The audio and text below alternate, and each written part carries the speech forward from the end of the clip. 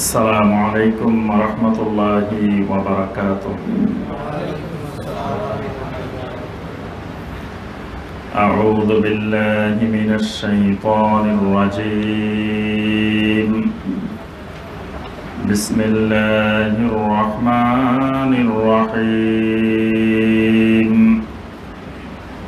وقال الذين أشركوا لو شاء الله ما عبدنا من دونه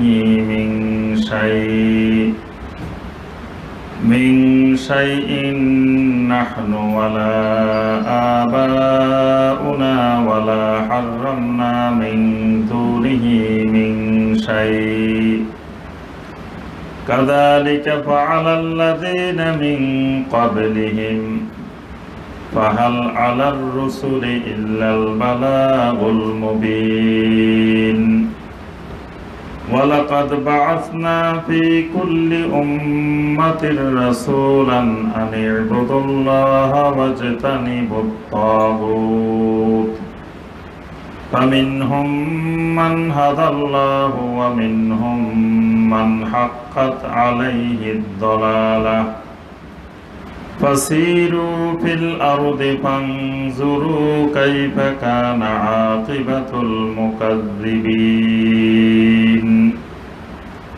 إن تحرص على هداهم فإن الله لا يهدي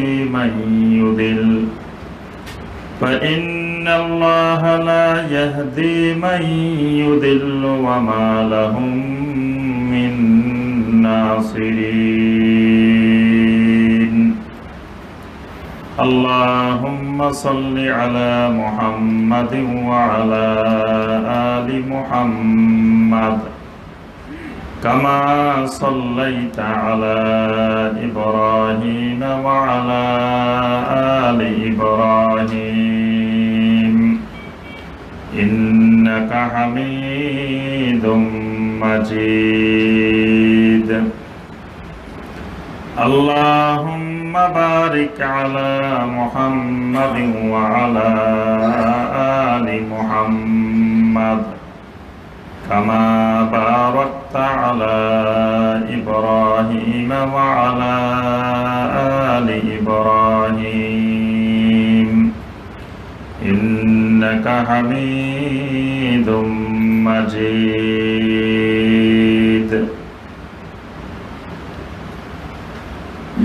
মুআজ্জাজ মুকাররাম উলামায়ে কেরাম, দূর দূরান্ত বিভিন্ন স্থান থেকে আগত সম্মানিত দিনদার মুসলিম ভাইয়েরা, আল্লাহ রাব্বুল আলামিনের দরবারে কোটি কোটি শুকরিয়া যে মহান রাব্বুল আলামিন আমাদেরকে সালাতুল মাগরিব বা জামাত আদায় করার পরে গাজীপুর সিটি কর্পোরেশনের অন্তর্ভুক্ত টঙ্গী থানার মাজুখান বাজারে অবস্থিত মাক্কি মাদানী নিজামিয়া জামে মসজিদে বসে আল্লাহ রাব্বুল আলামিনের নাজিলকৃত কালামে হাকিম থেকে কয়েকটি আয়াতে কারিমার সংক্ষিপ্তভাবে তাফসীর করার এবং শোনার যে মহান রব্বুল আলামিন আমাদেরকে তৌফিক দিয়েছেন, সে মহান রব্বুল আলামিনের শুকর আদায় করি। সকলে বলি আলহামদুলিল্লাহ।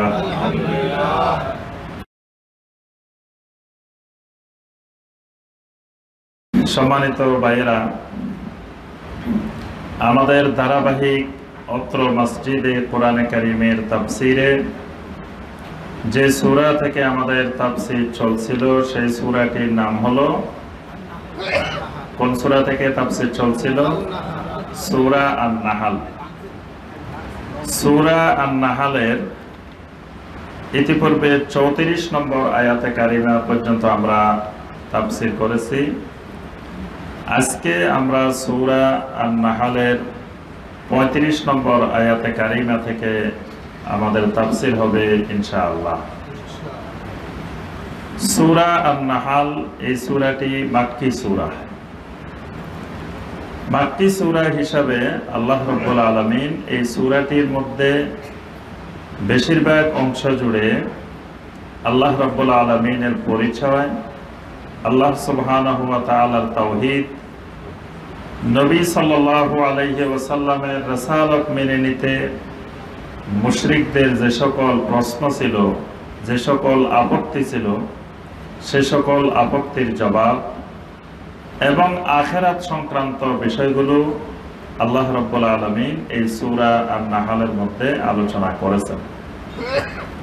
আমরা ইতিপূর্বে 34 নম্বর আয়াতে কারিমা পর্যন্ত আমরা দেখেছি আল্লাহ রাব্বুল আলামিন বিভিন্নভাবে আল্লাহ সুবহানাহু ওয়া তাআলার একত্ববাদের পরিচয়, তাওহীদের পরিচয় আল্লাহ পাক তুলে ধরেছেন। 35 নম্বর আয়াতে কারিমায় আল্লাহ সুবহানাহু ওয়া তাআলা মুশরিকদের একটি আকীদা, তাকদীর সংক্রান্ত বিষয়ে একটি আকীদা আল্লাহ রাব্বুল আলামিন বর্ণনা করেছেন। এই জন্যই ঈমানের 6টি আরকানের মধ্য থেকে একটি আরকান হলো আল ঈমান বিল কদর। ঈমানের রকম কয়টি বলেন তো দেখি? ঈমানের রকম কয়টি? জি, কি ঈমানের রকমও ভুলে গেছেন?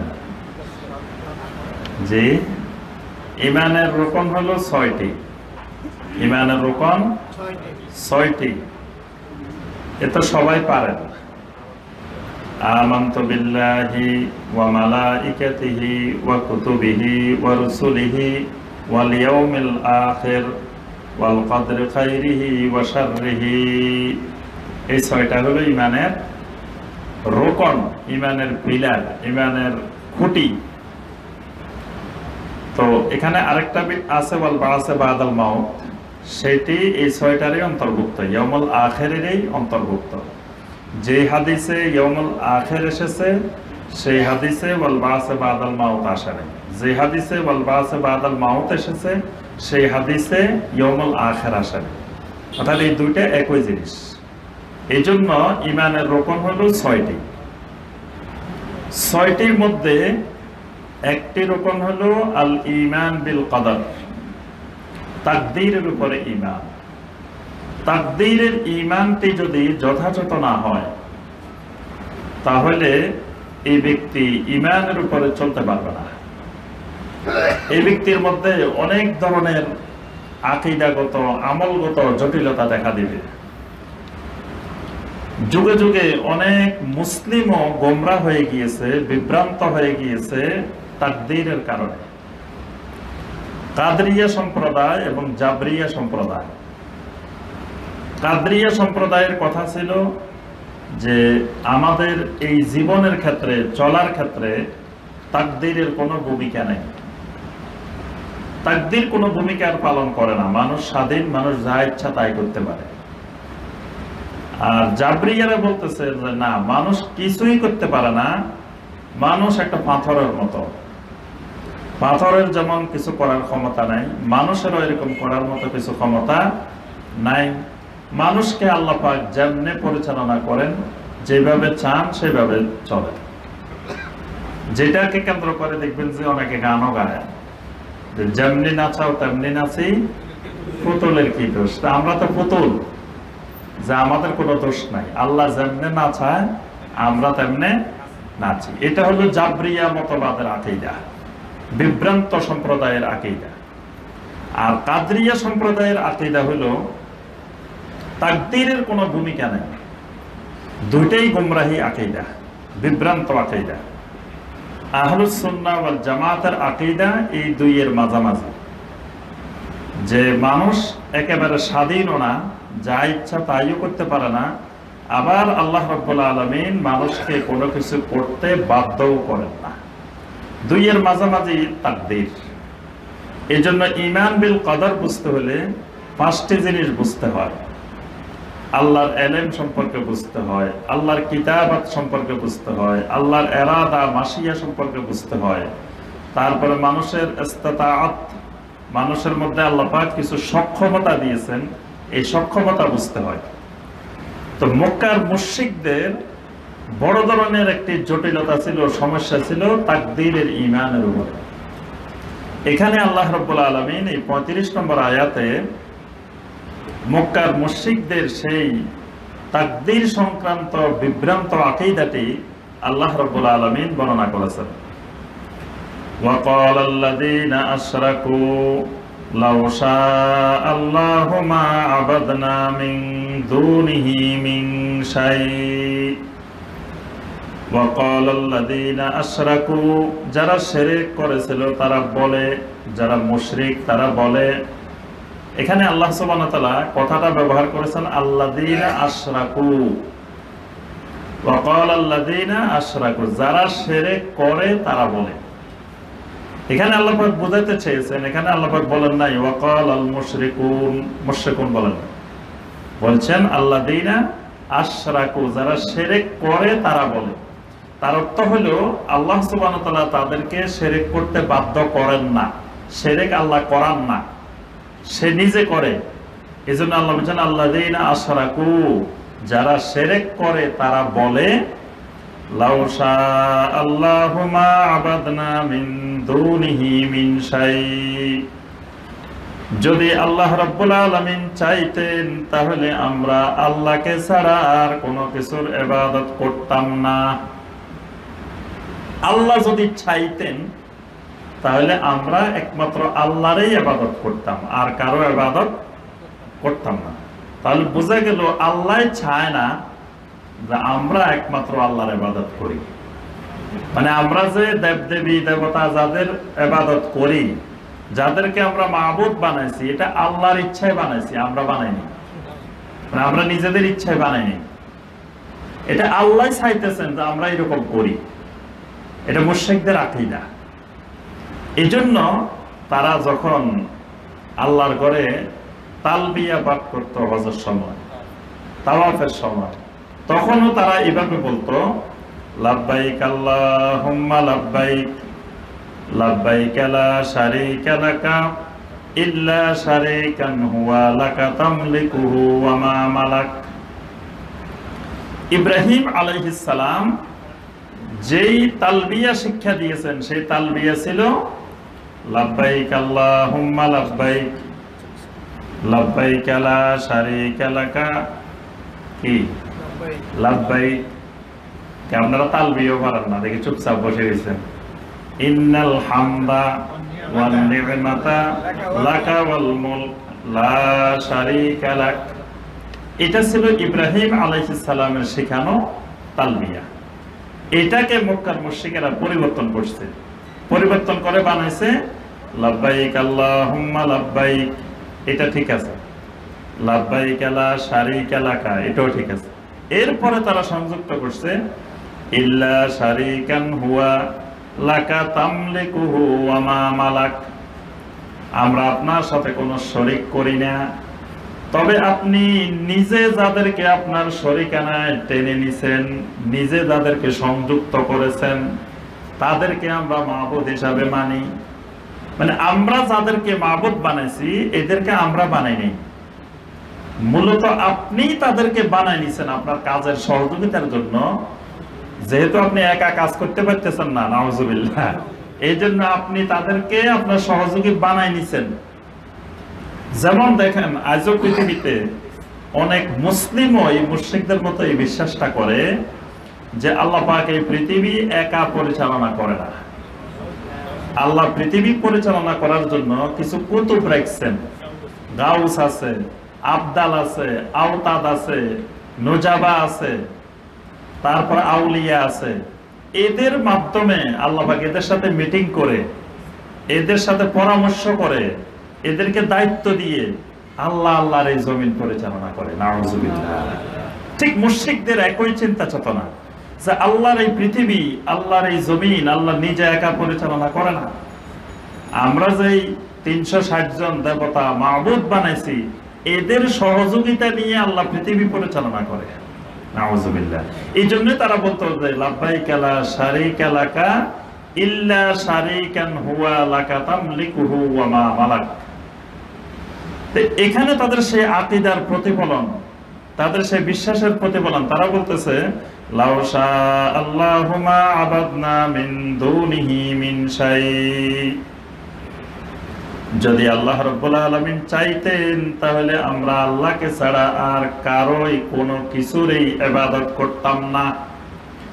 নাহনু ওয়ালা আবাউনা, খালি আমরা নয়, আমাদের বাপ দাদারাও করতো না, আমাদের পূর্বপুরুষেরাও কোনোদিন করতো না। ওয়ালা হারামনা মিন দুনিহি মিন শাই, এবং আমরা কোনো কিছুকে হারাম করতাম না যেগুলোকে আল্লাহ হারাম করেছেন সেগুলো ছাড়া। মানে আমরা, আল্লাহ যদি চাইতেন, আল্লাহ যদি আমাদেরকে হেদায়েত দিবেন বা এক মাবুদের উপরে রাখার ইচ্ছা করতেন, তাহলে আমরা এগুলো কিছুই করতাম না, আমরাও করতাম না, আমাদের বাপ দাদারাও করতাম না। অর্থাৎ আমরা যা করি এগুলো আল্লাহর ইচ্ছায় করি। তাহলে তাদের শিরকের দোষটা চাপাই দিছে কার উপরে? আল্লাহ সুবহানাহু ওয়া তাআলার উপরে। কাযালিকা ফাআলাল্লাযীনা মিন ক্বাবলিহিম, আল্লাহ রাব্বুল আলামিন বলেন এটা নতুন কিছু নয়। ইতিপূর্বে যুগে যুগে যত মুশরিকেরা ছিল, সকল মুশরিকেরাই এই কাণ্ডটাই করত। তারা নিজেরা শিরক করত আর দোষটা চাপায় দিত আল্লাহর উপরে। বলতো আল্লাহর হুকুম ছাড়া কিছু হয় না। বলতো ভাই আমি যে নামাজ পড়ি না এটাও আল্লাহর হুকুমে হয়, আল্লাহ চাইলে আমি নামাজি হয়ে যেতাম। এরকম বলে না, শুনছেন কোনদিন? আল্লাহ যদি চাইতেন তাহলে ভাই আমি নামাজি থাকতাম না, নামাজি হয়ে যেতাম। তাহলে বোঝা গেল আল্লাহ চায় না যে আমি নামাজ পড়ি, আল্লাহর ইচ্ছায় আল্লাহর হুকুমে আমি নামাজ পড়তেছি না। নাউযুবিল্লাহ, ঠিক মুশরিকদের আকীদা। তারপরে যদি বলেন ভাই আসেন নামাজ পড়েন, দোয়া করেন, ইনশাআল্লাহ পড়বো। মানে আপনি আল্লাহর কাছে কোন আল্লাহ যদি চায় তাহলে আমি পড়বো, এখন আল্লাহ চাইতেছে না। এটার অর্থ কিন্তু এটাই যে আপনি একজনকে বললেন যে ভাই আসেন সালাত আদায় করি, সালাত কায়েম করি, ভাই বলতেছে আপনি দোয়া করেন। ভাই মানে দোয়া করবেন কার কাছে? আল্লাহর কাছে। আল্লাহর কাছে কেন দোয়া করবেন? যে আল্লাহ এই তোমার এই বান্দাটারে নামাজি বানাই দেবে। তাহলে আল্লাহ যখন চাইবো নামাজি বানাইতে তখন আমি নামাজি হবো। এখন আল্লাহ চাইতেছে না, এই জন্য আমি নামাজ পড়তে পারতেছি না। তো এই মুশরিকেরা যুগে যুগে যে ঈমান আনতো না আর বলতো যে আল্লাহ চায় না আমরা ঈমান আনি। দেখবেন অনেকে এরকম বলে, পৃথিবীতে এত ধর্ম এত মত, এটা আল্লাহ চায় যে এইভাবে থাকুক, এক একজন এক এক ভাবে ঈশ্বরের উপাসনা করুক, এক একজন এক এক ভাবে আল্লাহকে ডাকুক, এটা আল্লাহর ইচ্ছাই হয়। নাউযুবিল্লাহ। অর্থাৎ এই সমস্ত শিরকের অপকর্মের দোষটা চাপিয়ে দেওয়া হয় আল্লাহ রাব্বুল আলামিনের উপর। তা আল্লাহ পাক বলতেছেন এটা নতুন কিছু না, এটা নবী সাল্লাল্লাহু আলাইহি ওয়াসাল্লামের যুগের নতুন বিষয় না। কাযালিকা ফাআলাল্লাযীনা মিন ক্বাবলিহিম, এটা তাদের পূর্বে যুগে যুগে যত মুশরিকেরা এসেছিল সবাই এই ধরনের কথাই বলেছে। ফাহাল আলার রাসূলি ইল্লাল বালাগুল মুবিন, আল্লাহ রাব্বুল আলামিন বলেন যুগে যুগে আমার যত রাসূল পাঠিয়েছি, আমার রাসূলদের দায়িত্ব হলো শুধুমাত্র একটাই, সেই দায়িত্বটা হলো ইল্লাল বালাগুল মুবিন, সুস্পষ্টভাবে প্রকাশ্যভাবে পৌঁছিয়ে দেওয়াটাই আমার রাসূলদের দায়িত্ব। সুবহানাল্লাহ। অর্থাৎ এদেরকে আমি একেবারে হেদায়েত পর্যন্ত পৌঁছাই দেওয়া, হেদায়েত করে দেওয়া, এটা আমার রাসূলের দায়িত্ব নয়। আমার রাসূলদেরকে আমি শুধু দায়িত্ব দিয়েছি যে ইল্লাল বালাগুল মুবিন, আমার রাসূলেরা শুধু পৌঁছাই দিবে। বাস পৌঁছাই দেওয়ার পরে কে তাওহীদের উপরে চলবে, সুন্নাহর উপরে চলবে, এটা তার ব্যাপার। এই ব্যাপারে আমার রাসূলেরা তাদেরকে বাধ্য করার মালিক নয়। ওয়ালাকাদ বাআসনা ফি কুল্লি উম্মাতির রাসূলান আন ইবুদুল্লাহা ওয়াজতানিবুত তাগুত। আল্লাহ রাব্বুল আলামিন বলেন ওয়ালাকাদ বাআসনা ফি কুল্লি উম্মাতির রাসূলান, প্রত্যেক উম্মতের মধ্যে, প্রত্যেক জাতির মধ্যে আমি রাসূল প্রেরণ করেছি। যুগে যুগে এমন কোন উম্মাহ, এমন কোন জাতি অতিক্রান্ত হয় নাই যেই উম্মার কাছে, যেই জাতির কাছে আমি রাসূল পাঠাই নাই। তাহলে সমস্ত উম্মার কাছে, সকল জাতির কাছে আল্লাহ পাক যুগে যুগে রাসূল পাঠিয়েছেন। আচ্ছা, মুহাম্মদ রাসূলুল্লাহ সাল্লাল্লাহু আলাইহি সাল্লাম কোন এলাকার রাসূল বলেন তো দেখি? সমগ্র আলমের জন্য রাসূল। আচ্ছা, তো সারা পৃথিবীতে একজন, তো নবী সাল্লাল্লাহু আলাইহি সাল্লাম কি সারা পৃথিবীতে একা পৌঁছায় দিয়েছেন? সারা পৃথিবী সফর করছেন, সব জায়গায় দাওয়াত পৌঁছাইছেন। তাহলে কেমনে তিনি হইলেন সারা পৃথিবীর নবী? তিনি তো সারা পৃথিবীতে দাওয়াত পৌঁছান নাই।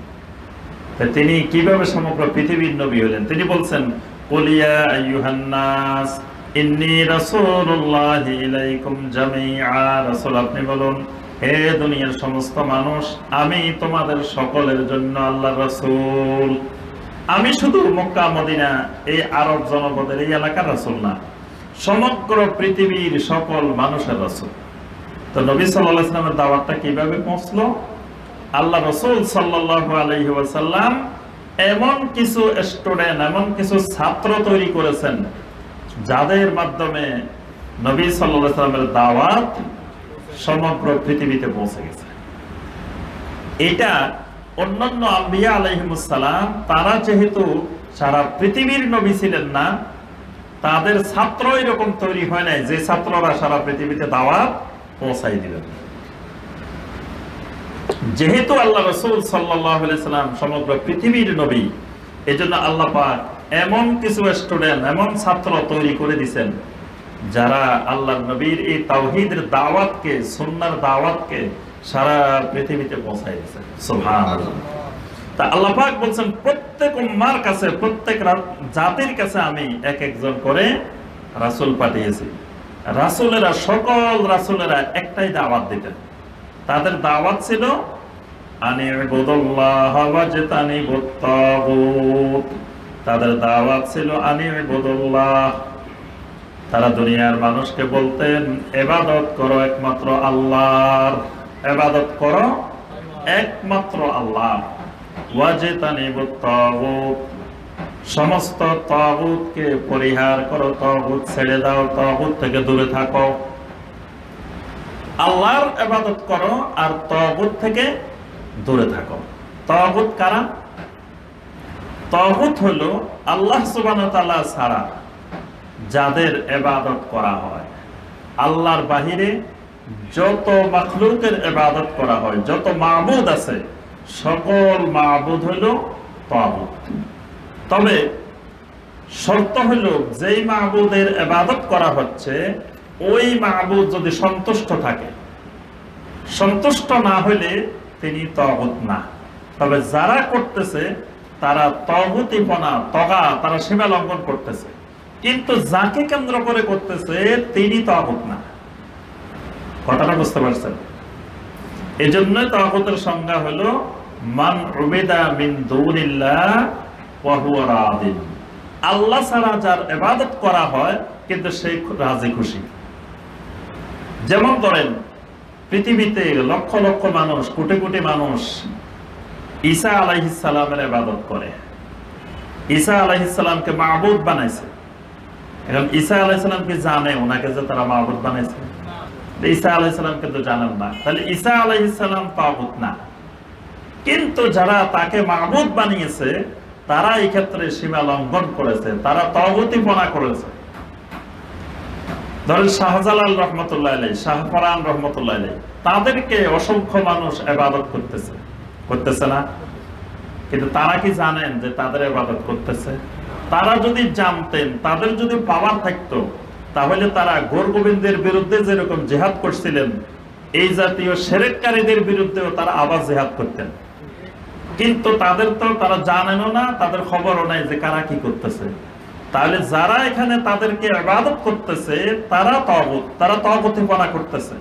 কিন্তু শাহজালাল রহমতুল্লাহ আলাইহি, শাহপরান রহমতুল্লাহ আলাইহি তারা তাগুত নন। এরকম দেখবেন হাজার হাজার অসংখ্য আল্লাহর নেককার বান্দাদেরকে কেন্দ্র করে অনেকে ইবাদত করতেছে, কিন্তু ওই নেককার বান্দারা জানেন না, তাদের খবরে নেই।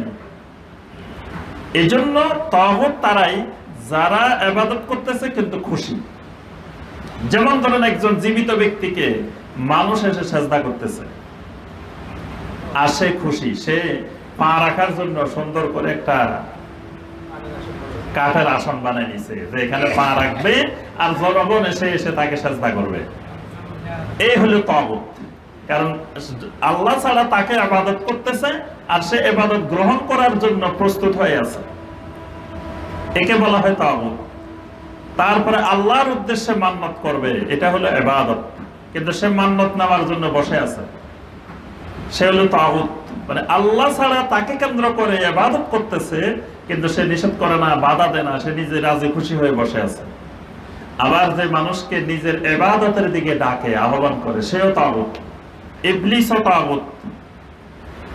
এভাবে বিভিন্ন ধরনের তাগুত আছে।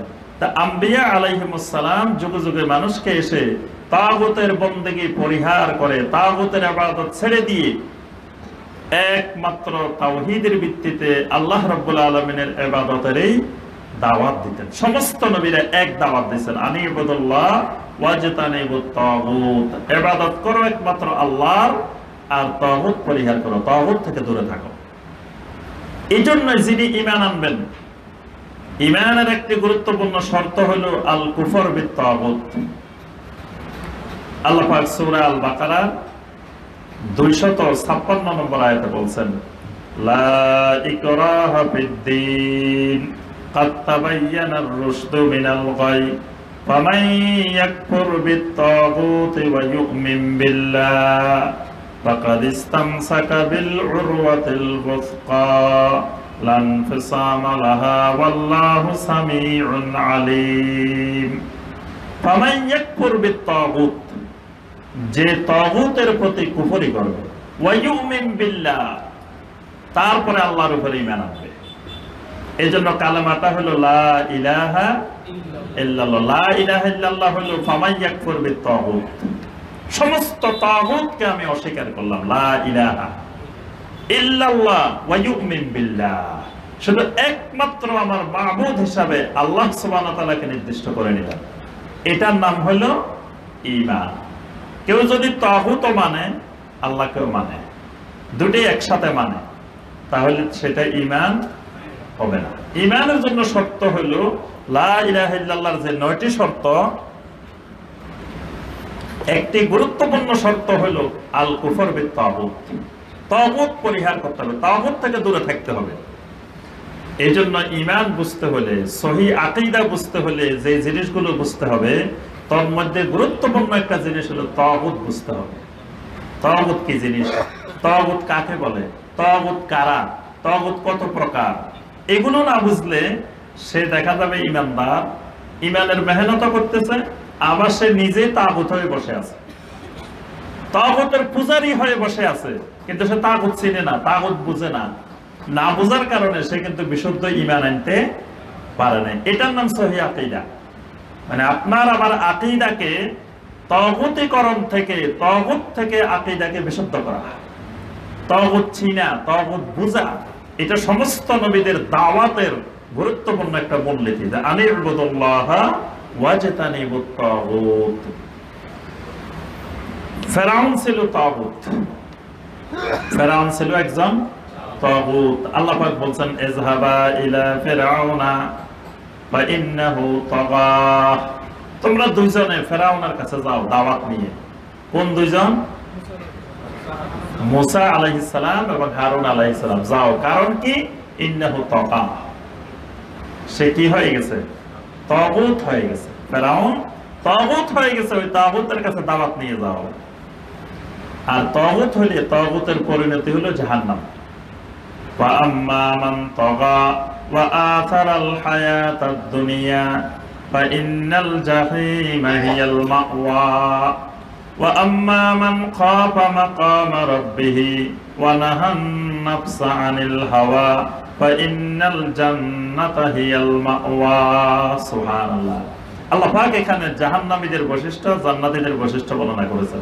জাহান্নামীদের বৈশিষ্ট্য হলো ফা আম্মা মান তাগা, ফা আম্মা মান তাগা, এরা তাগুত হয়ে যায়, তাগুতের পূজারী হয়ে যায়, তাগুতের ইবাদতকারী হয়ে যায়। আর যখনই মানুষ তাগুত পূজারী, তাগুতের ইবাদতকারী হয়, তখনই ওয়া আসারাল হায়াতাদ দুনিয়া, দুনিয়ার হায়াতকে সে সব সময় প্রাধান্য দিয়ে থাকে। তার কাছে দুনিয়ার হায়াত বিশাল মর্যাদার, বিশাল দামি, কারণ সে তাগুতের পূজারী। এজন্য দেখবেন যত তাগুত আছে, যত শ্রেণীর, যত প্রকারের তাগুত আছে, ধর্মীয় শ্রেণীর তাগুত বা ধর্মীয় শ্রেণীর বাহিরের তাগুত, যত রকমের তাগুত আছে, সমস্ত তাগুত দুনিয়া পূজারী। তাদের কাছে মূল লক্ষ্য, মূল টার্গেট দুনিয়া, দুনিয়া। তাদের ব্যবসার মূল কৌশল হলো কেমনে টাকা বাড়ানো যায়। বর্তমানে দেখবেন বিভিন্ন জায়গায় দরবারে মারামারি, 144 দ্বারা জারি হয়। কি নিয়ে? টাকা পয়সা নিয়ে, ধন সম্পদ নিয়ে। কারণ এরা দুনিয়া পূজারী। এদের মূল টার্গেট মানুষের টাকা পয়সা হাতায় নেওয়া। বিভিন্ন জায়গায় দেখবেন, বাংলাদেশের সব প্রায় জায়গায় দেখবেন যে বাইয়ে বাইয়ে মারামারি, বাইয়ে বাইয়ে মামলা মোকদ্দমা, বিশাল আকারে ঝগড়াঝাটি, মূল টাকা পয়সা। কারণ তাদের এটা একটা বিশাল ধরনের টাকা ইনকামের রাস্তা। এই জন্য আল্লাহ পাক বলছেন ফাআম্মা মান তাগা ওয়া আসারাল হায়াতাদ দুনিয়া, যারাই তাগুত হয়ে যায়, তাগুতের পূজারী হয়ে যায়, তারা দুনিয়ার জীবনকে প্রাধান্য দেয়। সাহাবায়ে কেরামদের মধ্যে, তাবেঈনদের মধ্যে, তাবেঈদের মধ্যে কখনো টাকা পয়সা নিয়ে, জায়গা জমিন নিয়ে মারামারি হয়েছে, সংঘর্ষ হয়েছে, দরবার ভাগ হয়ে গেছে, এরকম দেখছেন কোন জায়গায়? শুনছেন কোনদিন? কোন জাল হাদিসেও শুনছেন এরকম কোনো কিছু? হয় না। কারণ তাদের মূল মাকসাদ ছিল আখিরাত। তারা দুনিয়া কামানোর জন্য দিনকে ব্যবহার করেন নাই।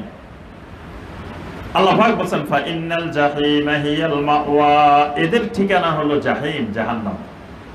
ওয়া আম্মা মান খাফা মাকামা রাব্বিহি ওয়া নাহান নাফসা আনিল হাওয়া, যে মানুষগুলো তাদের রবের মাকামকে ভয় করে, ওয়া নাহান নাফসা আনিল হাওয়া, নিজের নফসকে হাওয়া থেকে, প্রবৃত্তির অনুসরণ থেকে নিজের নফসকে দূরে রাখে, বিরত রাখে, ফা ইন্নাল জান্নাতা হিয়াল মাওয়া, তাদের ঠিকানা হলো জান্নাত। সুবহানাল্লাহ।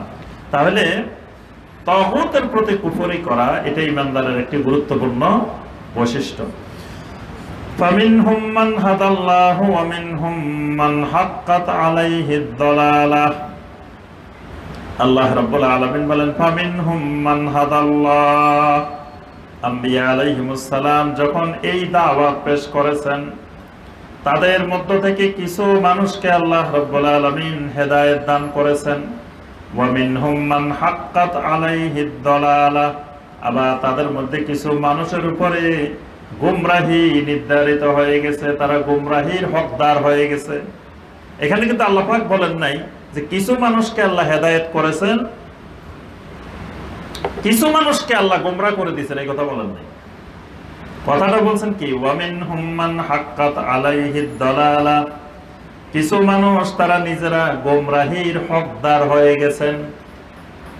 মানে আল্লাহ পাক তাদের উপরে গুমরাহিকে চাপিয়ে দেন নাই, তারা নিজেরাই গুমরাহির হকদার হয়ে গেছে।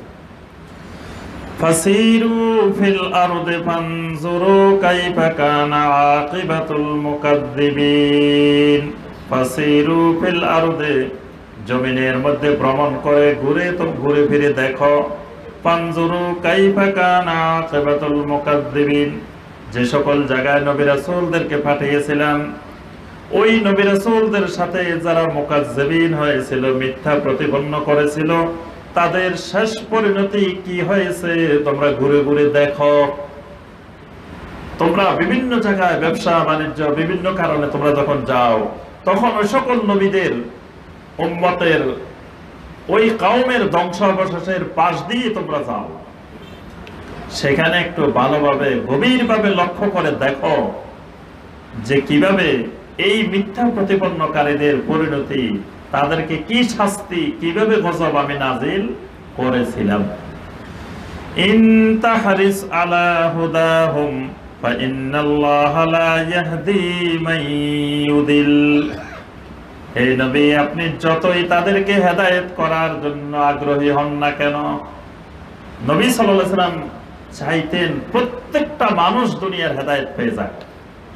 এই হেদায়েতের জন্য পেরেশান নবী সাল্লাল্লাহু আলাইহি ওয়াসাল্লামের অবস্থা এমন হয়েছিল, আল্লাহ বলেন লাআল্লাকা বাখিউন নাফসাকা আল্লা ইয়াকুনু মুমিনিন। তারা মুমিন হচ্ছে না দেখে আপনার অবস্থা এমন হয়েছে, আপনি নিজেকে ধ্বংস করে ফেলতেছেন। মানে দুনিয়ার মানুষ কেন ঈমান আনতেছে না, এই চিন্তা করতে করতে আপনি নিজেই শেষ হয়ে যাচ্ছেন। আল্লাহ পাক নবী সাল্লাল্লাহু আলাইহি ওয়াসাল্লামকে বলতেছেন, ইনতাহারিস আলা হুদাহুম, আপনি তাদের হেদায়েতের ব্যাপারে যত আগ্রহী হন না কেন, যত চেষ্টা করেন না কেন, বা ইন্নাল্লাহা লা ইয়াহদি মান ইউদিল, যাকে গোমরাহির রাস্তা পেয়ে বসেছে তাকে আল্লাহ রাব্বুল আলামিন কখনো হেদায়েত দিবেন না।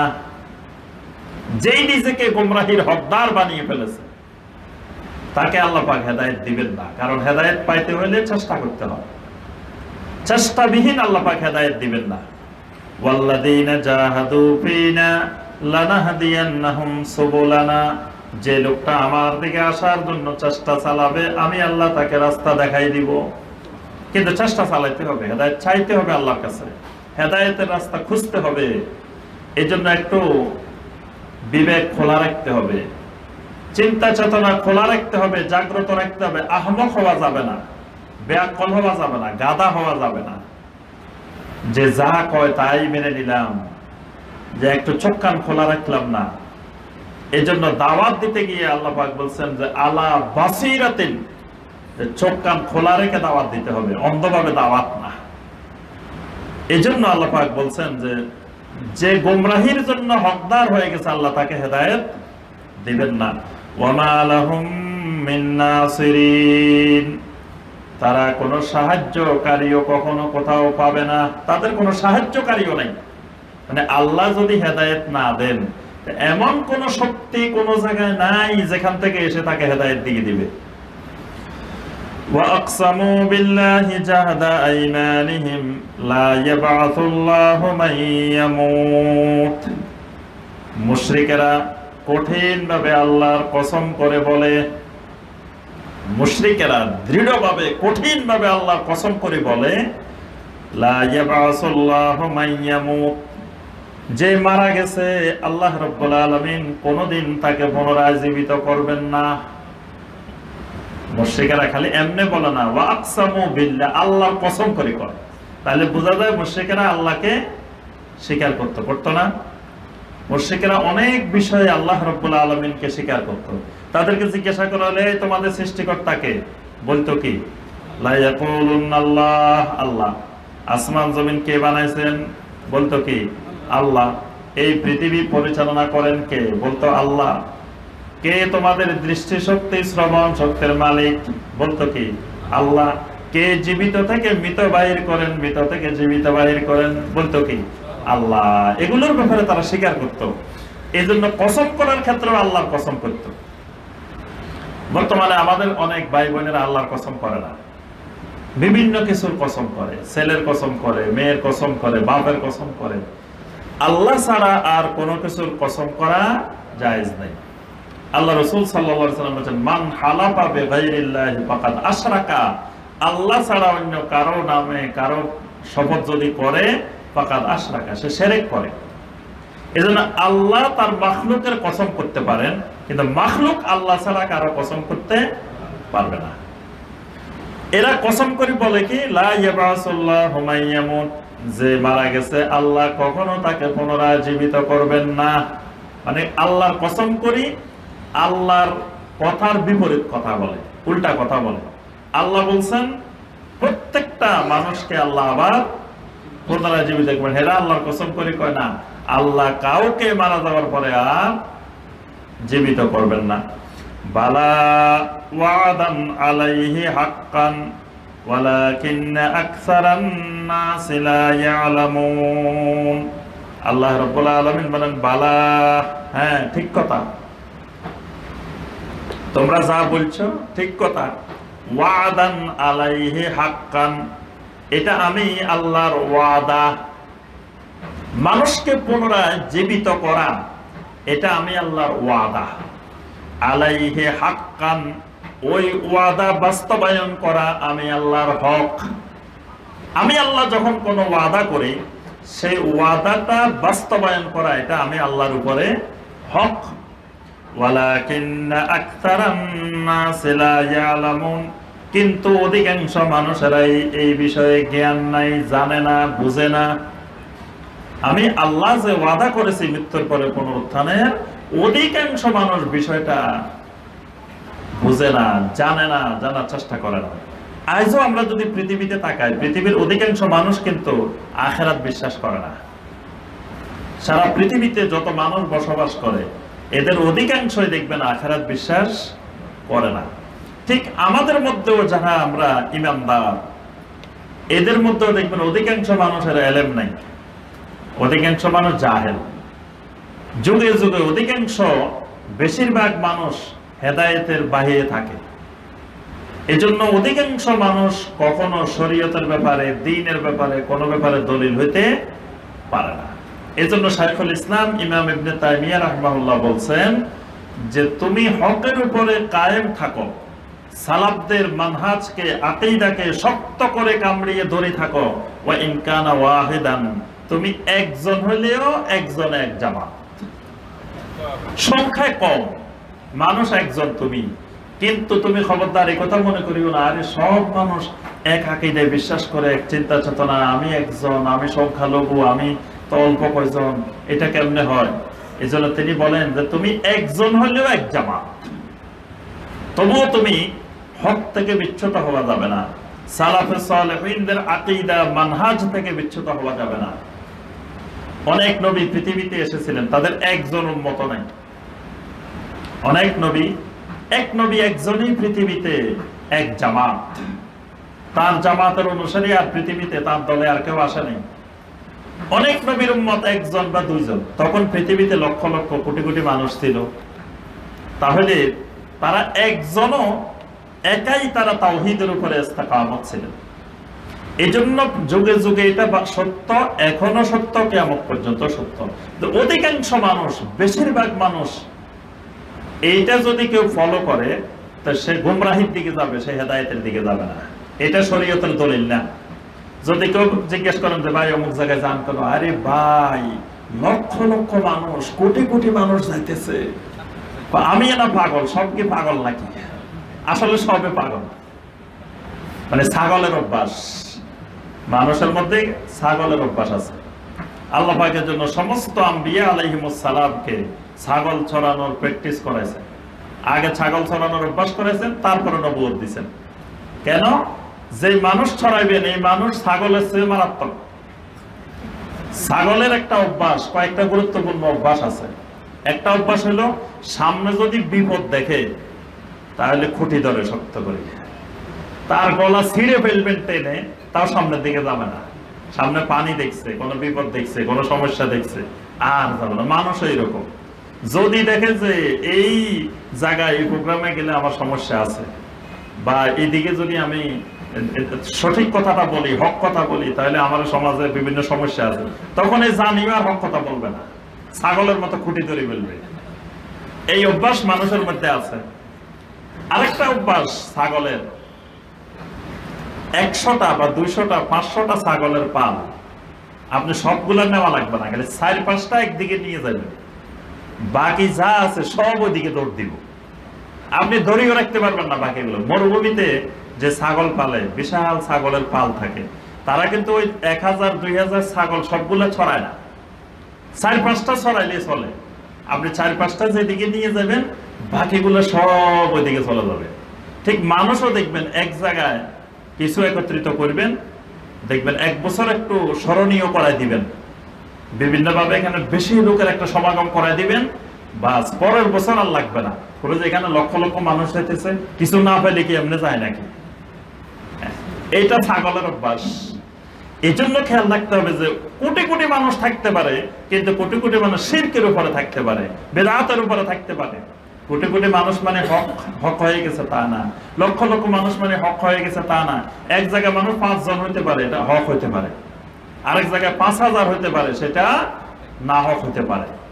কিন্তু মানুষ এটা বুঝে না, কয় এত মানুষকে বুঝে না, লাখ লাখ মানুষ করতেছে, কোটি কোটি মানুষ করতেছে, কিন্তু এই কোটি কোটি মানুষ, লক্ষ লক্ষ মানুষ, এটা শরীয়তের কোন দলিল নয়। কোরআনে কারিমে আল্লাহ পাক অসংখ্য জায়গায় কথা বলছেন, ওয়ালাকিন্না আকসারান নাস লা ইয়ালামুন। তারপরে নবী সাল্লাল্লাহু আলাইহি ওয়াসাল্লামকে আল্লাহ পাক বলছেন, ওয়া ইন তুতি আকসারা মান ফিল আরদি ইউদিল্লুকা আন সাবিলিল্লাহ, যদি আপনি অধিকাংশ মানুষের কথা মেনে নেন, অধিকাংশ মানুষকে অনুসরণ করেন, ইউদিল্লুকা আন সাবিলিল্লাহ, অধিকাংশ মানুষ আপনাকে আল্লাহর রাস্তা থেকে বিচ্যুত করে দিবে। আপনি অধিকাংশ মানুষের কথা মানলে আপনি আল্লাহর রাস্তা থেকে বিচ্যুত হয়ে যাবেন। লিয়ুবাইয়িনা লাহুমুল্লাযী ইখতালিফুনা ফীহি, আল্লাহ রাব্বুল আলামিন বলেন, আমি ওই নবীদেরকে পাঠিয়েছি লিয়ুবাইয়িনা লাহুমুল্লাযী ইখতালিফুনা ফীহি, দুনিয়াতে মানুষ যে বিষয়গুলো নিয়ে ইখতিলাফ করে ওই ইখতিলাফের বিষয়গুলোকে বায়ান করে দেওয়ার জন্য, স্পষ্ট করে দেওয়ার জন্য। অর্থাৎ নবী রাসূলদের কাজ হলো তারা পৃথিবীতে এসে মানুষকে ইখতিলাফের বিষয়গুলো পরিষ্কার করে দিবেন। ইখতিলাফের বিষয় কোনগুলা? মানে আকীদার ইখতিলাফ, যেমন মুশরিকরা আখিরাত মানতে চায় না, মৃত্যুর পরে আবার মানুষ উঠবে, এটা নিয়ে ইখতিলাফ। আম্বিয়া আলাইহিমুস সালাম এসে এই ইখতিলাফ দূর করে দিবেন। মানুষ তাকদীরকে সঠিকভাবে বিশ্বাস করতে পারে না, আম্বিয়া আলাইহিমুস সালাম এসে তাকদীর ঈমানটাকে পরিষ্কার করে দিতেন। তারপরে মানুষ আল্লাহর কিতাবের প্রতি যথাযথ ঈমান আনতো না, রাসূলদের প্রতি ঈমান আনতো না। এই যে ইখতিলাফি বিষয়গুলো, এইগুলোকে বায়ান করার জন্য আল্লাহ পাক যুগে যুগে রাসূল পাঠান। ওয়ালিয়ালামাল্লাযীনা কাফারু আন্নাহুম কানু কাযিবিন, আল্লাহ রাব্বুল আলামিন ওই মানুষটাকে মৃত্যুর পরে পুনরায় জীবিত করবেন। এই কারণেও তাদের ভিতরে যত ইখতিলাফ ছিল দুনিয়ার মধ্যে সেগুলো মিটাই দিবেন। মানে হক কোনটা বাতিল কোনটা এটাও আল্লাহ পাক কিয়ামতের ময়দানে স্পষ্ট করে দিবেন। আবার কাফেররা যাতে জানতে পারে আন্নাহুম কানু কাযিবিন, তারা মিথ্যাবাদী ছিল, এটা যেন জানতে পারে। তো যদি কিয়ামতে না হয়, পুনরুত্থানে না হয়, তো আল্লাহ এটা জানাবেন কিভাবে? এই জন্য কিয়ামতের ময়দানে সবাইকে একত্রিত করে আল্লাহ রাব্বুল আলামিন জানিয়ে দিবেন কোনটা হক কোনটা বাতিল, কারা কাফের ছিল কারা মুমিন ছিল, কারা মুশরিক ছিল কারা মুমিন ছিল। ইন্নামা কাউলুনা লিশাইইন ইযা আরাদনাহু আন নাকুলা লাহু কুন ফায়াকুন, আল্লাহ রাব্বুল আলামিন বলেন কোন জিনিসের ব্যাপারে আমার উক্তি হলো এরকম, আমি যখন বলি কুন ফায়াকুন সেটা সাথে সাথে হয়ে যায়। সুবহানাল্লাহ, আমি আল্লাহর ক্ষমতা হলো আমি আল্লাহ কিছু করা লাগে না, আমি শুধু ইচ্ছা করলে ইরাদা করলে আমি কোন বলি সাথে সাথে সেটা হয়ে যায়। সুবহানাল্লাহ। তাহলে কিয়ামতের দিন মানুষকে পুনরুত্থান করা, এটার জন্য আমার আবার কিছু করা লাগবে না, খালি কোন বললেই কিয়ামত হয়ে যাবে, আখিরাত হয়ে যাবে। ওয়াল্লাযীনা হাজারু ফিল্লাহি মিন বাদি মা যুলিমু লানুবাউইআন্নাহুম ফিদ দুনিয়া হাসানাহ, যেই সময় আল্লাহ রাব্বুল আলামিন এই সূরা নাহল নাযিল করেন সে সময় অনেক মুমিন বিভিন্ন ধরনের অত্যাচার, নির্যাতন, জুলুমের শিকার হচ্ছিলেন এবং এই জুলুম সহ্য করতে না পেরে কিছু সাহাবায়ে কেরাম হাবশার দিকে হিজরত করেছিলেন। আবার সূরা নজম নাযিলের পরে সূরা নজম একদিন নবী সাল্লাল্লাহু আলাইহি ওয়াসাল্লাম মুশরিকদের সামনে তেলাওয়াত করেছিলেন। ওই তেলাওয়াতের পরে মুশরিকেরা সহ সাজদা পড়ে গেছে। এখন এই খবরটা হাবশায় পৌঁছে গেছে। তখন সাহাবায়ে কেরাম মনে করছেন যে মক্কার সব লোকেরা ঈমান এনেছে, সবাই সাজদা করছে শুনছে। তখন তারা আবার হাবশা থেকে চলে আসছে, মক্কায় চলে আসছে। আসি দেখে অবস্থা আরো খারাপ, আগের থেকে আরো খারাপ, অত্যাচার নির্যাতন আরো বেশি। এর কিছুদিন পরে আবার বড় একটা দল আবার হাবশায় হিজরত করেছে। আল্লাহ রাব্বুল আলামিন এই মুমিনদের এই হিজরত করা মানুষগুলো ফজিলত বর্ণনা করে আল্লাহ পাক বলেন, ওয়াল্লাযীনা হাজারু ফিল্লাহি মিন বাদি মা যুলিমু, অত্যাচার নির্যাতনের পরে যে মানুষগুলো আল্লাহর উদ্দেশ্যে হিজরত করেছে, মানে দুনিয়াবি কোনো উদ্দেশ্য নিয়ে নয়, একমাত্র আল্লাহর দ্বীনের জন্য, তাওহীদের জন্য, যারা জুলুম অত্যাচার নির্যাতন ভোগ করার পরে আল্লাহর দিকে হিজরত করেছে, লানুবাউইআন্নাহুম ফিদ দুনিয়া হাসানা, দুনিয়ার মধ্যেও আমি আল্লাহ তাদেরকে অনেক কল্যাণ স্থলাভিষিক্ত করে দিব। সুবহানাল্লাহ, অনেক হাসানা আমি দুনিয়ার জীবনেও তাদেরকে দিব, ওয়ালা আজরুল আখিরাতে আকবার, আখিরাতের পুরস্কার তো তার জন্য অনেক বড়। সুবহানাল্লাহ, আখিরাতের উজ্জ্বল তো আরো অনেক বড়। সুবহানাল্লাহ। লাউ কানু ইয়ালামুন, যদি তারা জানতো, যদি তারা বুঝতো, আল্লাযীনা সাবারু আলা রাব্বিহিম ইয়াতাওয়াক্কালুন, এই মানুষগুলো সব সময় সবর ধারণ করে। এদের বড় বৈশিষ্ট্য আল্লাযীনা সাবারু, এরা সবর ধারণ করে। এত কষ্ট নির্যাতন ভোগ করার পরেও তারা তাওহীদ থেকে বিচ্যুত হয় না, সুন্নাত থেকে বিচ্যুত হয় না, সবর ধারণ করে। ওয়া আলা রাব্বিহিম ইয়াতাওয়াক্কালুন, আর সব সময় একমাত্র আল্লাহ রাব্বুল আলামিনের উপরে তাওয়াক্কুল করে। সে হাবশায় হিজরত করেছে, সেখানে তাদের কোনো আত্মীয় স্বজন নাই, বাড়িঘর নাই, কিছুই নেই। এক অচেনা অজানা এক দেশে হিজরত করে চলে গেছেন একমাত্র দ্বীনের উদ্দেশ্যে। কার উপরে তাওয়াক্কুল করে? একমাত্র আল্লাহ সুবহানাহু ওয়া তাআলার উপরে তাওয়াক্কুল করে। কারণ তারা আল্লাহর কারণে হিজরত করছে, আল্লাহর উপরে তাওয়াক্কুল করে চলে গেছে। আচ্ছা, এবার মুশরিকদের এক আপত্তি, বড় ধরনের এক আপত্তি, যে আল্লাহ পাক রাসূল পাঠাইবেন, নবী পাঠাইবেন, তো মানুষ নবী কেন? আল্লাহ পাক একজন ফেরেশতা পাঠাই দিলেন রাসূল হিসাবে, বা একজন জিনকে রাসূল বানাই দিলে, তাহলে তো আমাদের জন্য ভালো হতো। মানে আমরা একরকম আর আমাদের রাসূল হবে আরেক রকম। কারণ আমরা বাজারে যাই, আমরা খাওয়া দাওয়া করি, আমরা ঘুমাই, বিয়ে শাদী করি, ছেলে মেয়ে আছে। আমাদের রাসূলও যদি এরকম করে তাহলে কেমনে হয়? রাসূল হবেন এগুলার ঊর্ধ্বে। রাসূল কিছু খাইতে পারবে না, রাসূল বাজারে যাইতে পারবে না, রাসূলের ছেলে মেয়ে থাকবে না, স্ত্রী থাকবে না, পরিবার থাকবে না, রাসূল হবে ভিন্ন রকমের। তাহলে আমরা সম্মান করতে, মেনে নিতে ভালো লাগবে। এই প্রশ্নটার জবাব আল্লাহ রাব্বুল আলামিন এই আয়াতের মধ্যে দিয়েছেন। ওয়ামা আরসালনা মিন ক্বাবলিকা ইল্লা রিজালান, আপনার আগেও পৃথিবীতে আমি অনেক নবী রাসূল পাঠিয়েছি। যে কথাটা আল্লাহ পাক 36 নম্বর আয়াতে বলছেন যে আমি প্রত্যেক উম্মার কাছে, প্রত্যেক জাতির কাছে আমি রাসূল পাঠাইছি। তাহলে আপনার আগে আমি অনেক রাসূল পাঠাইছি, একজন দুইজন নয়, অসংখ্য অগণিত। ইল্লা রিজালান, যতজন পাঠিয়েছি সব আমি বাশার পাঠাইছি। রিজালান মানে মুফাসসিরিন ইকরাম বলেন ইল্লা বাশারা। এখানে রিজাল মানে পুরুষ না, এখানে রিজাল মানে বাশার। না, আমি যত নবী রাসূল ইতিপূর্বে পাঠিয়েছি সব মানুষ ছিল, একজনও মানুষ ছাড়া, কোন জিন, কোন ফেরেশতা, মালাইকা, এদেরকে আমি রাসূল বানাই নাই। সমস্ত নবী রাসূল ছিল মানুষ, বাশার ছিলেন। তো তাহলে সব নবী যদি বাশার হন, আপনি আবার জিন হবেন কেন? আপনি ফেরেশতা হবেন কেন?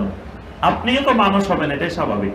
কারণ আমি যুগে যুগে এত অসংখ্য অগণিত নবী রাসূল পাঠাইছি, সব বাশার পাঠাইছি, সব মানুষ পাঠাইছি, তা আপনি একজন জিন পাঠাবো কেন, মালাইকা পাঠাবো কেন? নূহি ইলাইহিম, আমি তাদের কাছে ওহী পাঠাইতাম, ওই সব মানুষ রাসূলদের কাছেই আমি সব সময় ওহী প্রেরণ করেছি, ওহী পাঠিয়েছি। ফাসআলু আহলাজ যিকরি ইন কুনতুম লা তা'লামুন, যদি এই ব্যাপারে তোমাদের জানা না থাকে তাহলে তোমরা আহলুজ যিকিরদেরকে জিজ্ঞাসা করো। কাদেরকে জিজ্ঞাসা করবা? আহলুজ যিকিরদেরকে। এখন আহলুজ যিকির কারা? মুফাসসিরিন ইকরাম এখানে আহলুজ যিকিরের ব্যাপারে 3টি মত ব্যক্ত করেছেন। যেখানে আল্লাহ পাক মুশরিকদেরকে লক্ষ্য করে বলছেন, আরবের কাফেরদেরকে, মুশরিকদেরকে বলছেন যে তোমরা বলতেছো যে রাসূল নবী হবে, নবী মানুষ হবেন কেন? তিনি জিন হবেন, ফেরেশতা হবেন। তো আমি তো সব মানুষ কি জিন পাঠাইছি না ফেরেশতা পাঠাইছি? আহলে যিকিরদেরকে জিজ্ঞাসা করো। আহলে যিকির কারা? কাদেরকে জিজ্ঞাসা করবে তারা? আব্দুল্লাহ ইবনে আব্বাস রাদিয়াল্লাহু তাআলা আনহুমা বলেন, আহলুজ যিকির আয় আহলুল কিতাব, আহলে কিতাবদেরকে জিজ্ঞাসা করো। মানে আহলে কিতাব মানে ইহুদিদেরকে জিজ্ঞাসা করো, নাসারাদেরকে জিজ্ঞাসা করো, পূর্বেকার উম্মতগুলাকে, জাতিগুলাকে, যাদের হাতে কিতাব আছে পূর্বেকার, যারা বিভিন্ন নবী রাসূলে বিশ্বাস করে, যারা মুসা আলাইহিস সালামকে বিশ্বাস করে, যারা ইব্রাহিম আলাইহিস সালামকে বিশ্বাস করে, যারা ঈসা আলাইহিস সালামকে বিশ্বাস করে, যারা নূহ আলাইহিস সালামকে বিশ্বাস করে, এদেরকে জিজ্ঞাসা করো যে মুসা আলাইহিস সালাম মানুষ ছিল না ফেরেশতা ছিল, ইব্রাহিম আলাইহিস সালাম মানুষ ছিল না জিন ছিল। এই আহলে জিকিরদেরকে জিজ্ঞাসা করো। এই আহলে জিকির মানে আহলে কিতাব, আহলে কিতাবদেরকে জিজ্ঞাসা করতে বলছে। ইবনে আব্বাস রাদিয়াল্লাহু তাআলা আনহুর একজন ছাত্র হলেন ইবনে যায়েদ। ইবনে যায়েদ রাহিমাহুল্লাহ তিনি বলেন এখানে আহলুল জিকির মানে আহলুল কোরআন।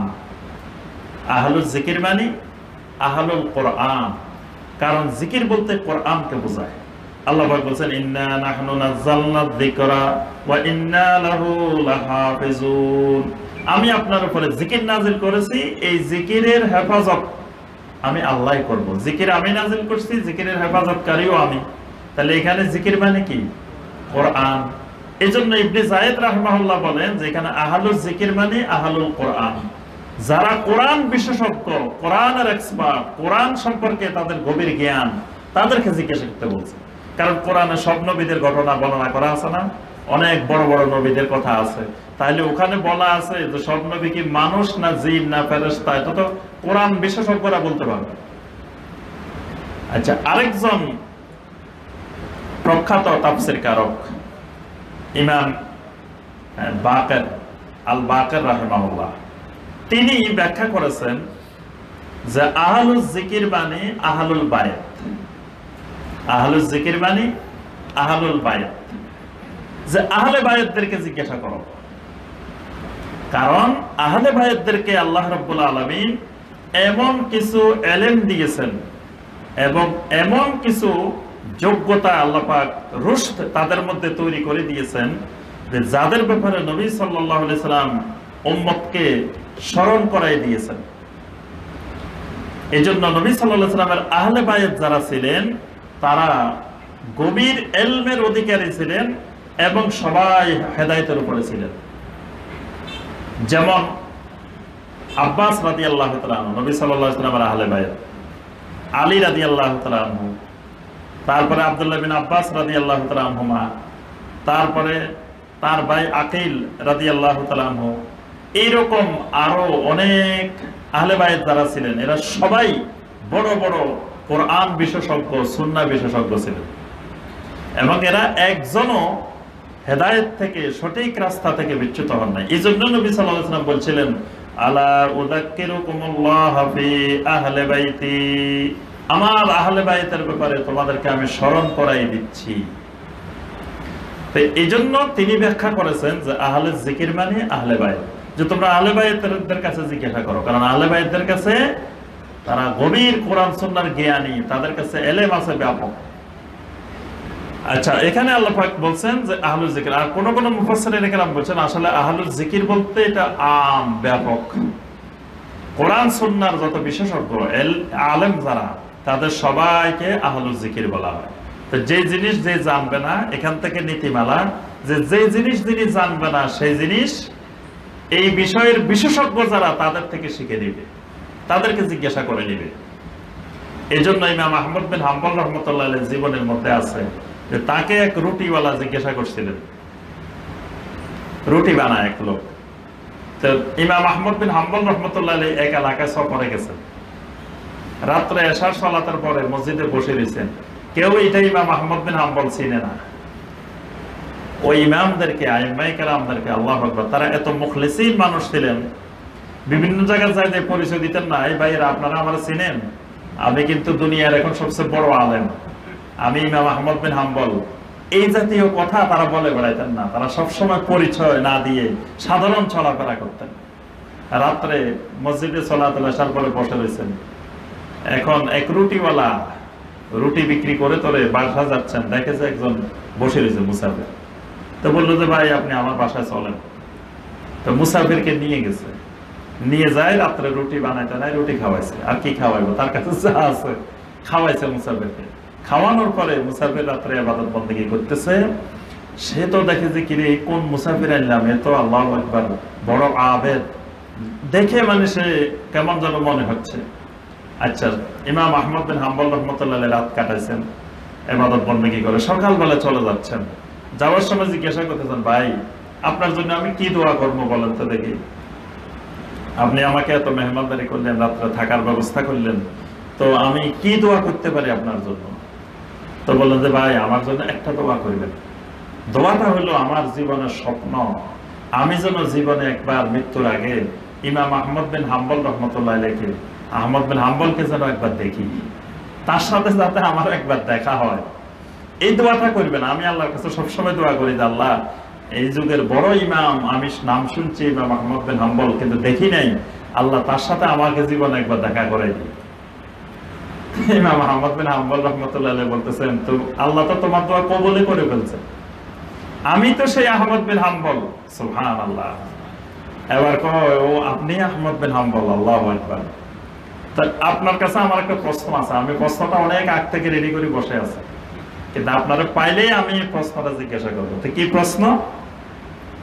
যে আল্লাহ পাক বলছেন সবকিছু কোরআনে কারিমের মধ্যে আছে, কিন্তু আমি কোরআনে কারিম এতবার পড়াশোনা করছি, এতবার খুঁজছি, কিন্তু আমি যে রুটি বানাই, এই রুটি বানানোর পদ্ধতি এটা তো কোরআনে পাইলাম না। এটা কোরআনের কোন জায়গায় আছে? আমি আপনাকে পাইলে এই প্রশ্নটাই করবো, এটা ঠিক করে রাখছি যে আমার রুটি বানানোর পদ্ধতিটা, রুটি বানানোর সিস্টেমটা কোরআনে কারিমের কোন জায়গায় আছে। দেখেন, রুটিওয়ালাও কিন্তু কোরআন বিশেষজ্ঞ, কোরআন এত পড়া করছে, এত স্টাডি করছে, রুটি কোথায় আছে, রুটি বানানোর পদ্ধতিটা খুঁজছে সে পুরা কোরআন, তাহলে সেও কিন্তু আলহামদুলিল্লাহ কোরআনের বড় জ্ঞানী। ইমাম আহমদ বিন হাম্বল রহমতুল্লাহ আলাইহি, আরে এটা তো সোজা, এটা তো কোরআনে আছে। এই সূরা নাহলের 43 নম্বর আয়াত আল্লাহ বলেন, ফাসআলু আহলা যিকরি ইন কুনতুম লা তা'লামুন। যে বিষয়ে তোমরা জানো না, তোমাদের জ্ঞান নাই, ওই বিষয়ের বিশেষজ্ঞদের কাছ থেকে জেনে নাও, আহলুল যিকরদের থেকে জেনে নাও। তো পৃথিবীতে আল্লাহর জমিনে অনেক রুটি বানানোর বিশেষজ্ঞ আছে, যারা রুটি বানানোর সব পদ্ধতি জানে, তাদের থেকে শিখে নিবা। আল্লাহ পাক বলে দিয়েছে তাদের থেকে শিখে নাও। তুমি এটা কোরআনে পাও না কেন? এটা তো আছে। তাহলে মানে এখানে আহলুল যিকির বলতে মুফাসসিরিন ইকরাম বলেন এটা আম, যেই বিষয়ের যিনি বিশেষজ্ঞ, যেমন সায়েন্সের যিনি বিশেষজ্ঞ, যিনি বিজ্ঞান সম্পর্কে ভালো জানেন, উনি বিজ্ঞানের আহলে যিকির। তারপরে যিনি অন্য সাবজেক্ট সম্পর্কে, যিনি চাষাবাদ সম্পর্কে বেশি জ্ঞানী, কৃষিকাজ সম্পর্কে বেশি জ্ঞানী, উনি কৃষিকাজের আহলে যিকির। আমার কৃষিকাজ শিখা দরকার, তার থেকে শিখতে হবে। যিনি মাছ ধরার ওস্তাদ, তার থেকে মাছ ধরার জ্ঞান শিখতে হবে, তিনি আহলুল যিকির। এই জন্য মুফাসসিরিন কেরাম বলেন, যদিও এখানে খাস করে আহলে কিতাবদেরকে বা আহলুল কোরআনদেরকে বা আহলুল বাইতকে বোঝানো হয়েছে, কিন্তু আমভাবে সকল বিষয়ের বিশেষজ্ঞরাই আহলুল যিকির।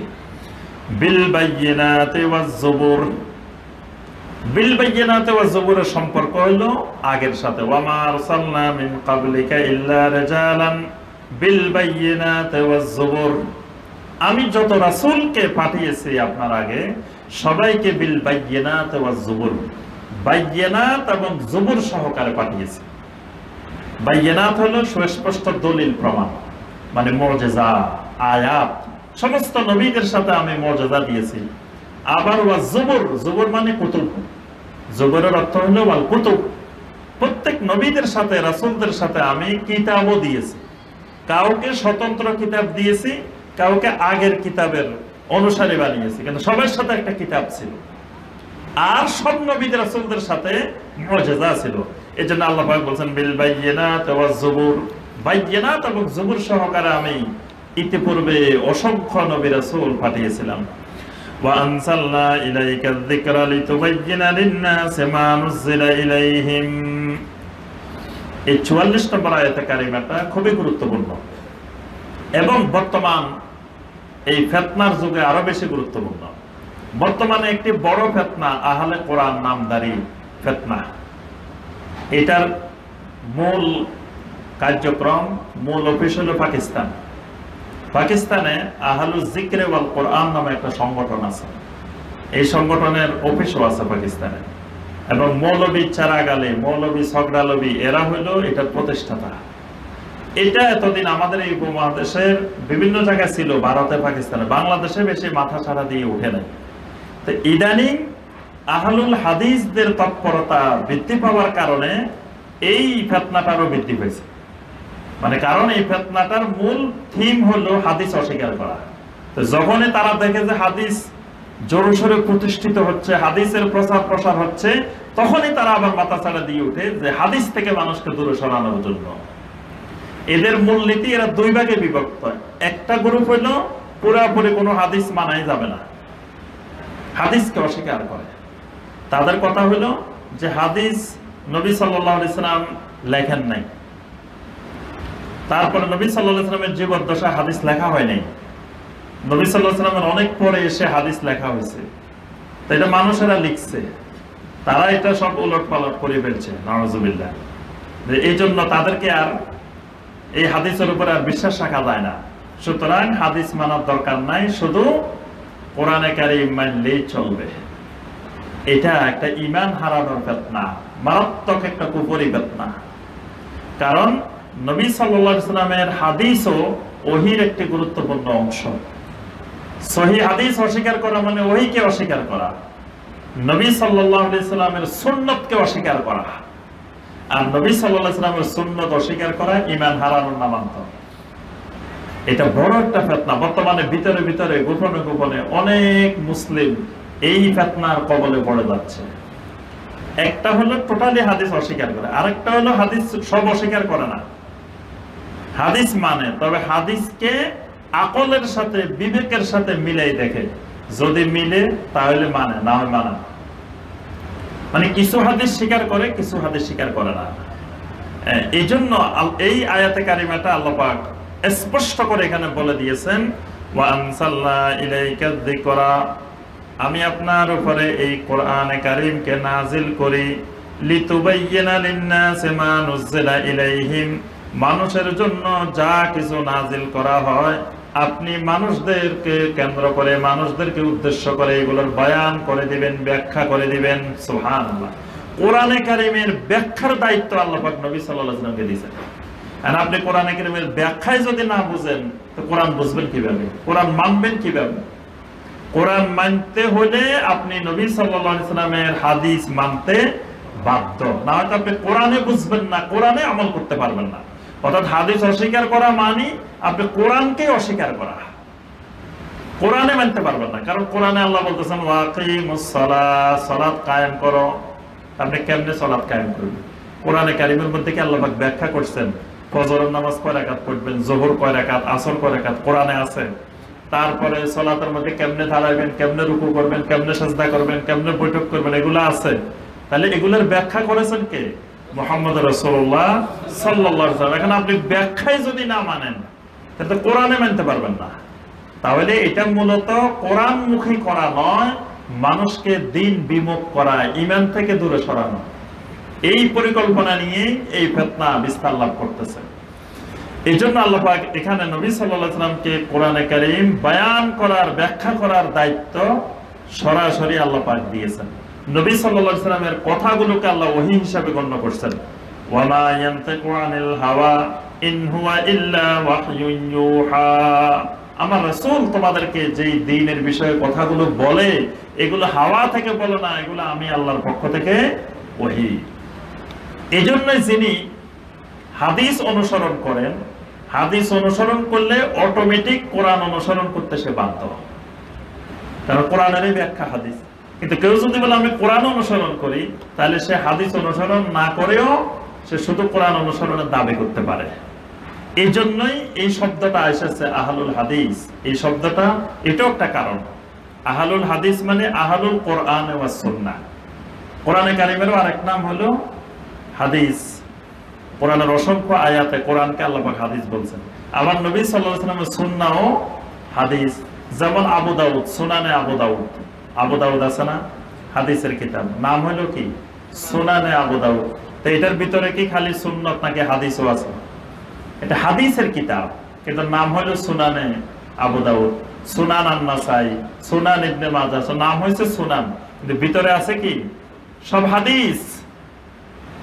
তাহলে বোঝা যায় যে যিনি হাদিস মানবেন তিনি কোরআনও মানবেন, সুন্নাহও মানবেন, দুটা সমন্বয় হাদিস। এই জন্যই একজন মুসলিম তিনি কোরআনে কারিমেরও অনুসারী হবেন, নবী সাল্লাল্লাহু আলাইহি সাল্লামের হাদিসেরও অবশ্যই অনুসারী হইতেই হবে।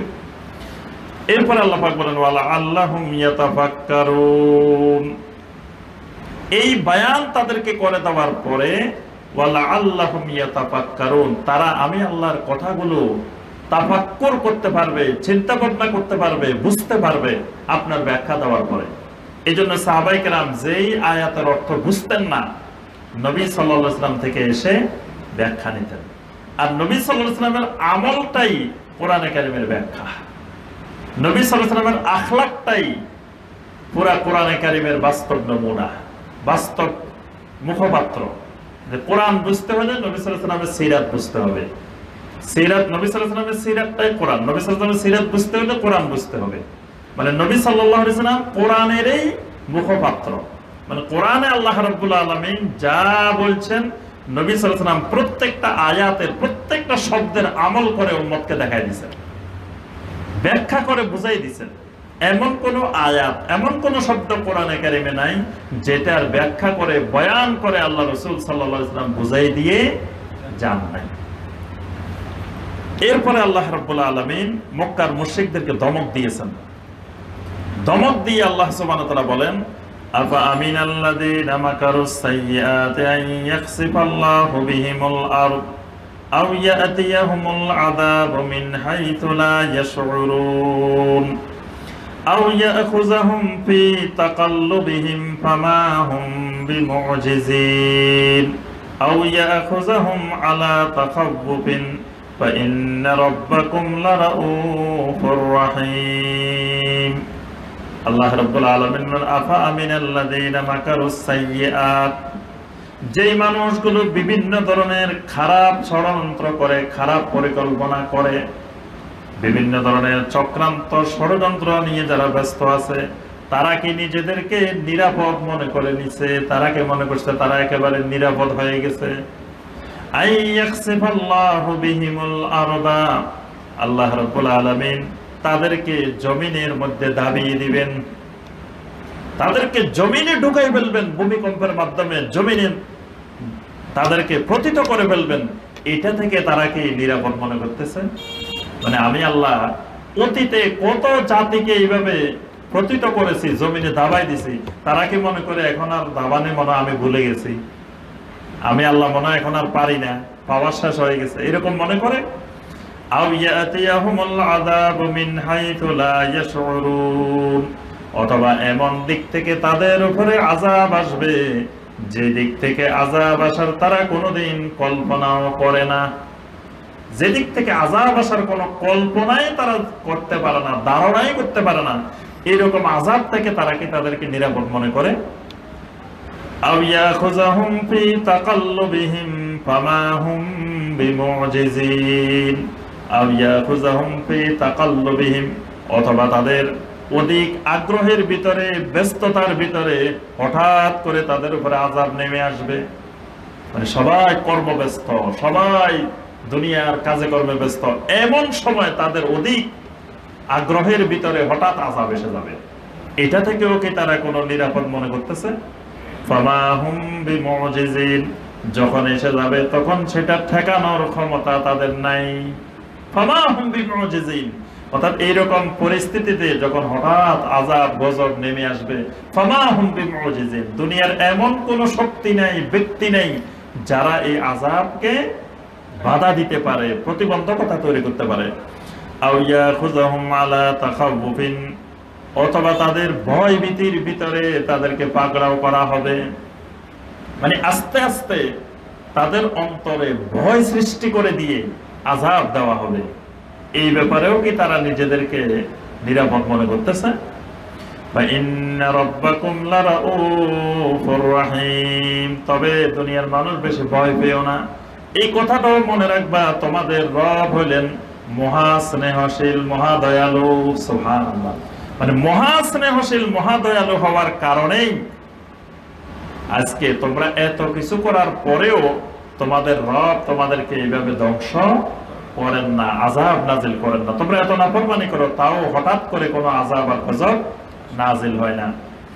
আওয়ালাম ইয়ারাউ ইলা মা খালাকাল্লাহু মিন শাইইন ইয়াতাফায়্যাউ জালালুহু আনিল ইয়ামিনি ওয়াশ শামাইল সুজদাল লিল্লাহি ওয়া হুম দাখিরুন। আল্লাহ রাব্বুল আলামিন বলেন, এই মুশরিকগুলো, এই কুফফারগুলো আমি আল্লাহকে কেন খুঁজে পাই না?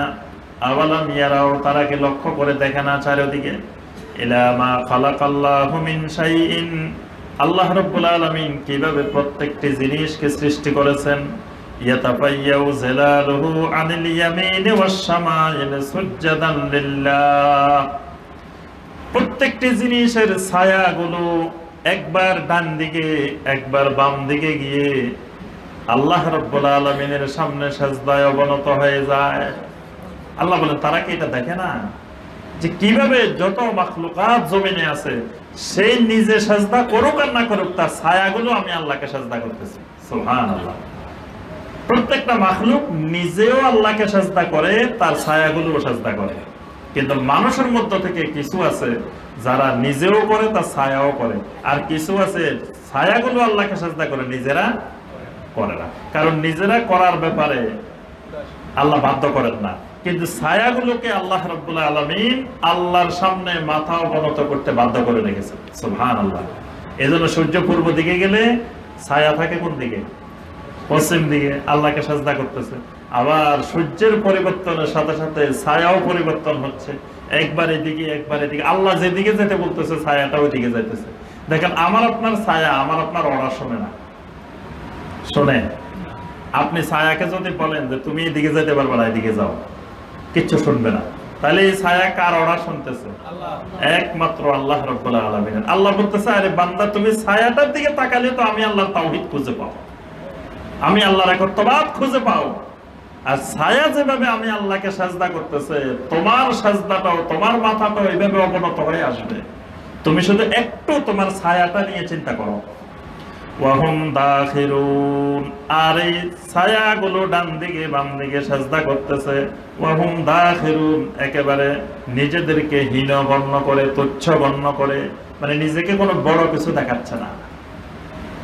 দেখেন, একটা মানুষ যতটুকু, তার ছায়াটা ততটুকু। ছায়া কিন্তু এর থেকে বড় হচ্ছে না, আবার ছোট হচ্ছে না, ঠিক সমপরিমাণ ছায়া হয়ে একেবারে হীন মনে করে আল্লাহর সামনে সাজদায় অবনত। সুবহানাল্লাহ।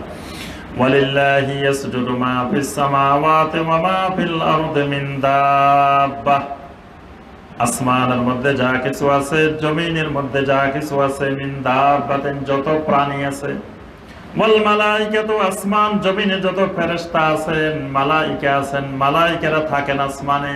মালাইকাদের মূল জায়গা হলো আসমানে। তারা জমিনে আসেন ডিউটি নিয়ে, ডিউটি করার জন্য। তারা কাজ নিয়ে জমিনে আসেন, আবার আসমানে উঠে যান, কিন্তু তাদের মূল বসবাস আসমানে। আর মালাইকারা জমিনে এসে কারোর সাথে কথা বলেন না। তারা জমিনে আসছে কাজ করার জন্য, কারোর সাথে বসে বসে গল্প গুজব করে না, ঠাট্টা করে না, কারোর সাথে কথা বলে না। মালাইকারা জমিনে নবী রাসূল ছাড়া, আম্বিয়া আলাইহিমুস সালাম ছাড়া জমিনে কারোর সাথে কথা বলেন নাই। আমাদের দেশে দেখবেন বিভিন্ন ওয়াজ নসিহত শোনা যায় যে ফেরেশতারা এসে বিভিন্ন জনের সাথে কথা বলে। বাংলাদেশে বিশেষ করে যে ফেরেশতারা এসেও বিভিন্ন ব্যক্তির সাথে, ওলিয়া উলিয়াদের সাথে নাকি ফেরেশতারা, মালাইকারা এসেও কথা বলে, মুসাফা করে, তারপরে আরো অনেক কিছু করে, মানে মালাইকারা চলে আসে। অথচ মালাইকারা আম্বিয়া আলাইহিমুস সালাম ছাড়া কোনো সাহাবীর সাথেও কথা বলেন নাই। নবী সাল্লাল্লাহু আলাইহি সাল্লামের স্ত্রীদের সাথেও কথা বলেন নাই। নবী সাল্লাল্লাহু আলাইহি সাল্লামের ঘরে আসছেন জিবরিল আলাইহিস সালাম অসংখ্যবার, একবারও বলেন নাই যে আয়েশা রাদিয়াল্লাহু তাআলা আনহাকে যে ভাবি কেমন আছেন বলছে জিবরিল আলাইহিস সালাম। খাদিজা রাদিয়াল্লাহু তাআলা আনহাকে বলছেন, বরং খাদিজা রাদিয়াল্লাহু তাআলা আনহাকে সালাম দিবেন, আল্লাহর সালাম পৌঁছাইছেন তার নবী সাল্লাল্লাহু আলাইহি সাল্লামের মাধ্যমে। এই কথা বলেন না জিবরিল যে ভাবি আপনারা সালাম, আসসালামু আলাইকুম, আল্লাহ আপনারা সালাম দিছে। জিবরিল আলাইহিস সালাম এই কথা বলেন নাই। আল্লাহু আকবার। অর্থাৎ মালাইকারা আল্লাহর রাসূল ছাড়া, নবী ছাড়া অন্য কারোর সাথে কোনো কথা বলেন। আর যেই দায়িত্ব নিয়ে আসেন, এই দায়িত্ব পালন করে তারা জমিনে আর এক মিনিটও বসে থাকেন না, সাথে সাথে চলে যান। এই জন্য মালাকুল মাউত ডিপার্টমেন্ট থেকে যারা আসেন, একেবারে টাইম টেবিল ধরে ধরে সেকেন্ড গণনা করে আসেন, বাস রুটা নিয়ে আবার চলে যান। তারা এক মুহূর্ত দেরি করে না, আল্লাহর হুকুমের সামান্যতম লঙ্ঘন মালাইকারা করেন না। ওয়াহুম লা ইস্তাকবিরুন, আল্লাহকে সাজদা করতে গিয়ে কোন প্রাণী কোন মালাইকা বিন্দু মাত্র অহংকার প্রদর্শন করে না। ইয়াখাফুনা রাব্বাহুম মিন ফাওকিহিম ওয়া ইয়াফআলুনা মা ইউমারুন। আর এদের বৈশিষ্ট্য হলো ইয়াখাফুনা রাব্বাহুম, তারা তাদের রবকে ভয় করে। তারা তাদের রবকে ভয় করে। কারা? আসমান জমিনের যত চতুষ্পদ, যত প্রাণী, যত মালাইকা আছেন, ফেরেশতা আছেন, তারা। এখানে আল্লাহ পাক মানুষের কথা বলেন নাই, মানুষ বাদ দিয়ে, জিন বাদ দিয়ে যত দাব্বা আছে, যত প্রাণী আছে, যত ফেরেশতা আছে, এরা শতভাগ আল্লাহ রাব্বুল আলামিনকে সিজদা করে এবং ইয়াখাফুনা রাব্বাহুম, তারা তাদের রবকে ভয় করে। মিন ফাওকিহিম, কোন রব? মিন ফাওকিহিম, তাদের উপরের রব। এখানে আল্লাহ পাক স্পষ্ট করছেন আল্লাহ কোথায়? মিন ফাওকিহিম। তাহলে একটা গরুও জানে তার রব কোথায়। এখানে দাব্বার মধ্যে কিন্তু গরু, ছাগল, কুকুর, বিড়াল সমস্ত প্রাণী অন্তর্ভুক্ত। আল্লাহ বলতেছেন এই সমস্ত প্রাণী তাদের রবকে ভয় করে। মিন ফাওকিহিম, তাদের উপরের রবকে ভয় করে। তাহলে একটা গরু, ছাগল, ভেড়া তারাও জানে যে তাদের রব কোথায়। আর অনেক মানুষে কয় আল্লাহ কোথায়, এটাই জানে না। মানুষ, আল্লাহ যেই বানিয়ে আদমকে সম্মানিত করছেন সেই মানুষ জানে না আল্লাহ কোথায়, অথচ সমস্ত প্রাণী জানে, প্রাণীকুল জানে।